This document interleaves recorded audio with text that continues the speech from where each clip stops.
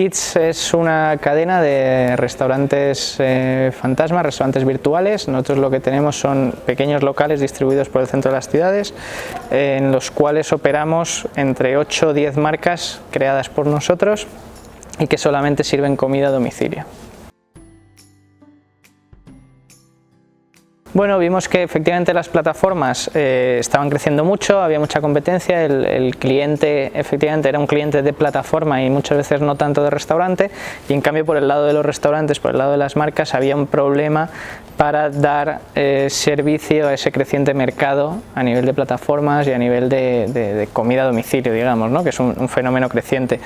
Vimos que había un problema del lado de la oferta por el mero hecho de que un restaurante tradicional no está dimensionado, no está capacitado, digamos, para dar ese extra de comida a domicilio, ¿no? Salvo que seas un negocio pensado 100% en hacer comida a domicilio. Entonces vimos esa oportunidad de algún modo desde el lado del restaurante, de eliminar todo lo que fuera la sala o el dar de comer en un restaurante tradicional y centrarnos exclusivamente en la gente que estaba pidiendo a domicilio, que cada vez era más, ¿no? Y eso implicaba además pues la creación de unas marcas que 100% estuvieran desarrolladas para dar de comer bien a domicilio, ¿no? Que era otro de los problemas que nos encontrábamos. Los restaurantes tenían problemas para servir y además estaban sirviendo la comida exactamente igual que la servían para dar de comer en el restaurante, cuando realmente pues la comida tenía que tener otros estándares, tenía que estar preparada de distinta manera. Entonces le dimos un poco la vuelta al enfoque para centrarnos en crear buena comida, comida de calidad para domicilio. Estamos también en un punto de evolución del mercado, ¿no? Yo creo que al final las cocinas virtuales o restaurantes virtuales no dejan de ser un pasito más para la evolución de un sector súper tradicional y muy estancado, ¿no? Al final los restaurantes siguen operando exactamente igual que operaban hace 50 años, con algunas mejoras a nivel de operaciones, a nivel de procesos, a nivel de producto, pero la realidad es que era un negocio muy estancado, ¿no? Un sector que a día de hoy sigue siendo un sector súper tradicional. Cada vez empieza a haber más evolución, empieza a haber más innovación a nivel de restauración, tanto a nivel de robotización de cocinas, como a nivel de servicio, como a nivel de nuevos modelos de restauración, pero todavía queda muchísimo por hacer para llegar al nivel de la evolución que tienen las economías de las plataformas, digamos, ¿no?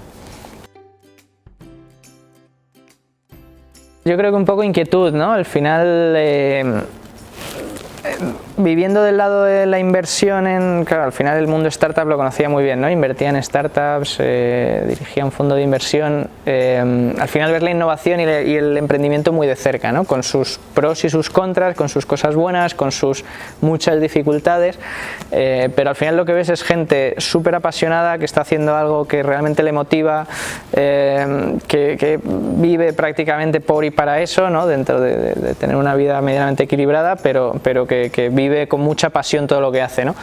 Desde el lado de la inversión al final no haces más que tocar la parte superficial de los negocios en los que estás invirtiendo, ¿no? Y no llegas de verdad a meterte en el barro, digamos. Entonces yo tenía un poco esa inquietud de montar algo propio y de sentir esa emoción que veía en otras personas en las que estábamos invirtiendo y que yo pues no experimentaba, ¿no? Al no estar implicado en el día a día o en la concepción del negocio desde el día uno, ¿no? Entonces la transición es compleja porque pasas de un trabajo súper estable con unas tareas, digamos, muy claras en el día a día a casi el caos absoluto, ¿no? A algo que es cambiante, que cada día tiene retos diferentes, que tiene muchísima incertidumbre, pero bueno, al final sientes que estás creando algo propio, es algo que te motiva, algo que bueno, pues te despiertas cada día dándote cuenta que estás haciendo lo que quieres hacer, que al final es cambiar un poco un sector. Entonces eso lo hace súper interesante. Yo creo que ha tenido una evolución súper positiva, ¿no? A nivel de emprendedores, creo que cada vez hay una evolución hacia emprendedores mucho más preparados y que entienden mucho mejor las dificultades a las que se enfrenta un emprendedor al montar un negocio, y no hablo tanto solo de emprendedores tecnológicos, sino emprendedores en todo tipo de sectores.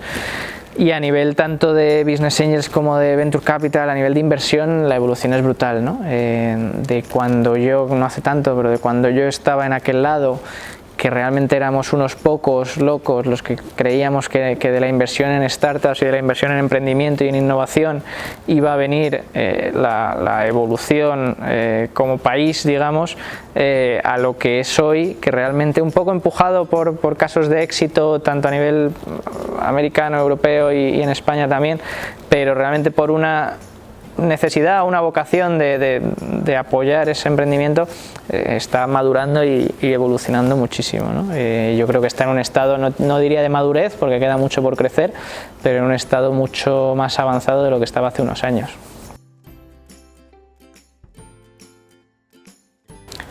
Que lo piense mucho. Emprender es duro, emprender es complicado, pero que si lo tiene claro se lance sin dudarlo.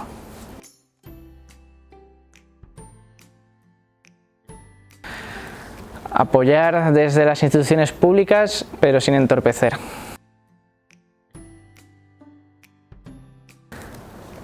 Mejor fiscalidad desde el lado público, y desde el lado privado mucho menos miedo a lanzarse y a montar negocios en los que de verdad uno crea.